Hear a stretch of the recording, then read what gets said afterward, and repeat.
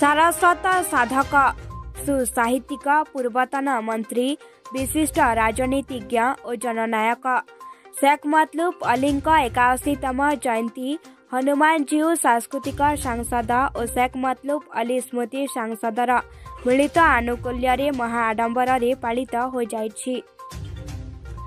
एही अवसर में समाजर संपादक डॉक्टर प्रमोद कुमार महापात्र जगदेई अनुष्ठानिक भावे एही उत्सव को उद्घाटन करथिले।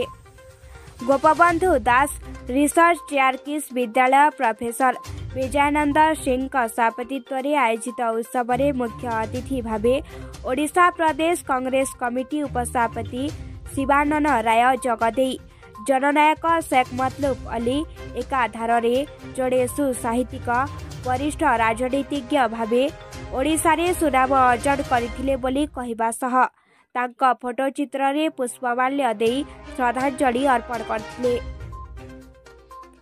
मुख्य वक्ता भावे डॉक्टर कार्तिकेश्वर साहू, विशिष्ट अतिथि भावे उत्कल गणकवि वैष्णव पाड़ी स्मृति सांसद उपसभापति कार्तिक चंद्र बराल, सम्मानित अतिथि भावे हनुमान सांस्कृतिक सांसद सभापति सदानंद बेहेरा, राष्ट्रपति पुरस्कार प्राप्त शिक्षयित्री डॉक्टर अनुसया मिश्र, आगामी शताब्दी पत्रिका संपादक मसूद अली प्रमुख जगदेई शेख अली बहुमुखी प्रतिभा संपर्क में आलोचना करी श्रद्धांजलि अर्पण करथिले।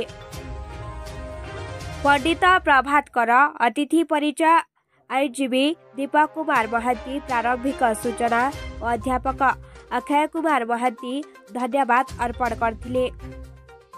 उक्त कार्यक्रम में शिक्षाविद प्रफुल्ल साहू, समाजसेवी श्यामसुंदर साई, नलिनीकांत नायक, सुरेन्द्र लेंका, धीरेणी नायक, शौकत अली, शेख कालीमुल्ला, दीपक लेंका, रविनारायण साहू, दीनबंधु पात्र, संग्राम सावल, भ्रमरावर दास, हिमांशु नायक, मानस सेठी, जगदीश साहू, तारिणी प्रसाद नायक, चितरंजन पलेई, सीताकांत महारणा, पूर्णचंद्र सेठी समेत उभय अनुष्ठान सदस्य माने उपस्थित थिले। सेहीपरि मतलूब अली जीवनी उद्देश्य करा जायथिबा प्रतियोगिता रे विद्यालय और महाविद्यालय छात्र छात्री माने भाग नै अतिथि मानक द्वारा पुरस्कृत होइथिले एवं आगामी शताब्दी पत्रिका को मध्य अतिथि माने उन्मोचन करथिले। एने आम प्रतिनिधि पचारिबारु सेमाने जाहकवंती आसंतु सुनिबा। पूर्व ओडिशा चिफ रमेश साहू का रिपोर्ट, संग्राम टीवी। मतलूब को आज जन्मदिन नहीं सर, आज कौन कहिबे सर? कौन कह जन्म जयंती आज पालन कर निष्ठापर भाव राति राति समस्त आसी सब बस सब शिक्षित लोक मैंने विषय आलोचना कर धीर स्थिर भाव निरवच्छिन्न भाव ये सभाटी अति सक्सेसफुल फलप्रद हो। आशा करे अंचल उन्नति युवक मैंने निश्चित भाव लगे नेतृत्व ने विजय सभापति नेतृत्व में अनेक कार्य आगे चलो। सर कौन कहे आज मतलूब जयंती चली कौन सर कहे? मतलूब अली आज 81तम जयंती आम सब पालन करूँ।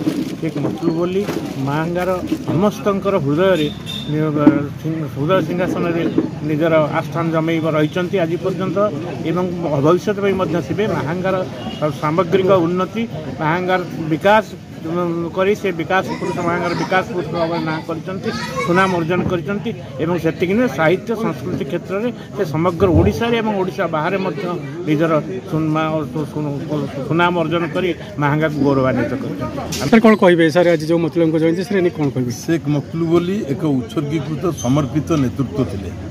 से समग्र महांगार विकास में निजक संपूर्ण रूप समर्पण करते।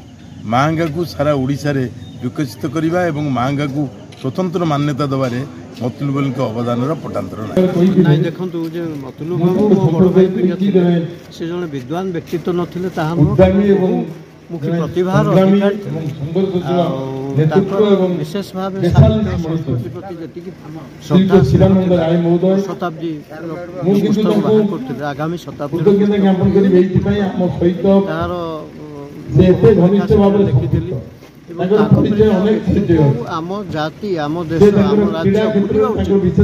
ତାଙ୍କ ସଂସ୍କାର ସଂସ୍କୃତି ଭାଷା ପ୍ରୀତି ସାହିତ୍ୟ ପ୍ରେମ ସର୍ବୋପରି ରାଜନୀତି କ୍ଷେତ୍ରରେ ଏକ ନିରପେକ୍ଷ ବ୍ୟକ୍ତିତ୍ୱ। ତାଙ୍କ ନାଁରେ ରାଜନୀତିର ଏଣ୍ଟାୟାର ଜୀବନ କାଳ ଭିତରେ ଗୋଟିଏ କଳା ଦାଗ ବି ଚୁକେଇନି। ସେହିଭଳି ରାଜନୀତିକ ଆଜି ଏବଂ ସେଇଭଳି ବ୍ୟକ୍ତିତ୍ୱ ଆଜି ଆମ ଆମେ ଓଡ଼ିଶାବାସୀ ଏହି ମାଟିର ମାହାଙ୍ଗାର ମହକରେ ଆମେ ଉଲ୍ଲସିତ। ଏଠି ସମସ୍ତେ ବିଦ୍ୱାନ ତାଙ୍କ ଭିତରୁ